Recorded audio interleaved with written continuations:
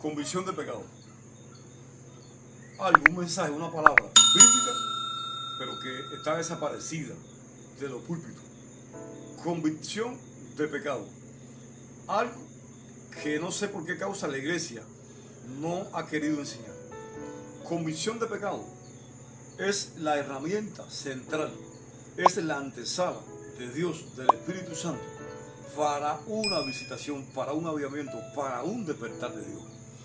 Convicción de pecado es el agente que prepara, le revela la condición al hombre, a la mujer, al pueblo, al ministro, delante de Dios, porque Dios no ha de usar vasija sucia, sino que antes de que esa vasija sucia pueda ser usada, Él a través de la convicción de pecado, Él la lleva al arrepentimiento, la lleva a reconocer su condición, la doblega, la hace rendirse a los pies del Cordero.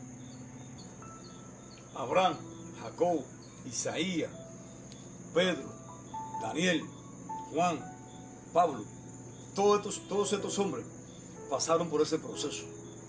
La convicción de pecado es aquel acto que me hace reconocer mi condición.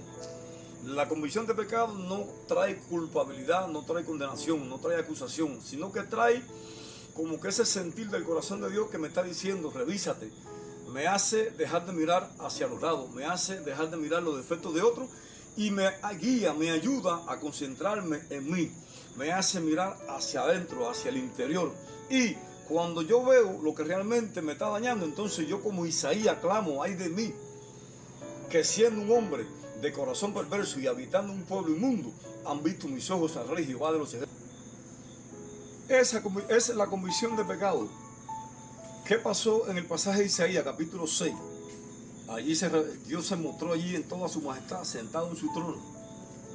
Cuando Isaías, a raíz de esta convicción de pecado, cuando Isaías choca con la santidad de Dios, cuando él se mira en el espejo de la majestad, de la santidad divina, sobrenatural del Padre, entonces allí aquella santidad divina le refleja su putrefacción, le refleja su pecado. Y ahí mismo Isaías cae doblegado, clamando por misericordia.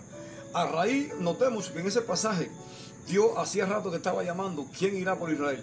Pero a causa del pecado, a causa de la condición putrefacta de Isaías, que la había entorpecido en los oídos espirituales, porque el pecado te hace insensible, el pecado te endurece el corazón, el pecado no te permite escuchar la voz del Espíritu Santo. Notamos que antes de esta experiencia, Dios estaba llamando y Isaías no pudo responder. Después que Isaías fue confrontado, después que Isaías pudo ver su condición, después que Isaías experimentó convicción de pecado, entonces él fue limpiado, él fue tocado por aquel querubín que le dijo, he aquí quitado tu culpa y perdonado tu pecado. Y entonces Isaías escuchó una voz que decía, ¿quién irá? Y él respondió, envíame a mí.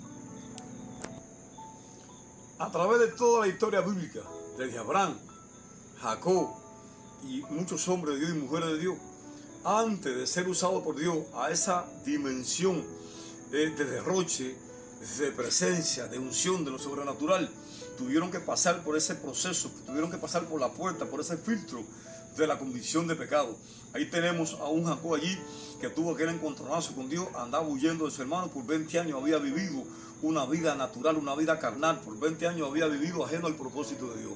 Pero Dios allí entabla una lucha con Jacob allí y Jehová lo golpea allí en una parte de su cuerpo y es roto allí el encaje de su muslo. El Jacob que entró en esa lucha no fue el Jacob que salió. El Jacob que entró fue un Jacob natural, un Jacob tramposo, embustero. El que sale fue Jacob que nació de nuevo, que experimentó a raíz de esta convicción de pecado, experimentó la salvación con todo su paquete, fue regenerado y se le cambia el nombre de Jacob por príncipe, por el que lucha con Dios y con los hombres y el que vence. ¿Qué te puedo decir del apóstol Pablo cuando iba rumbo a Damasco, allí en su afán de creyendo que estaba sirviendo a Dios? ¿Cuántos ministros, cuántas personas creemos que estamos bien delante de Dios? Recordemos que Isaías era parte de una familia sacerdotal. Pablo según la ley, era irreprensible, se consideraba a los ojos de él, a su propia opinión, se creía que estaba bien, hasta que tiene aquel encuentro con Dios y entonces pudo ver su condición. ¿Y qué te digo de Pedro, para terminar? Que a raíz de aquella pesca milagrosa, cae de rodillas, apártate de mí, que soy pecador. Cuando revisamos la historia de las Escrituras y vamos a los reformadores, Jonathan Edwards, John Jorge, Joel Whitefield, Kirkman Evans, estos hombres que fueron usados, Cathy Krugman, todos estos hombres y mujeres tuvieron que pasar por este proceso, tuvieron que experimentar una convicción de pecado y entonces estuvieron listos para ser usados por Dios. Dios te bendiga, Dios te guarde. Shalom.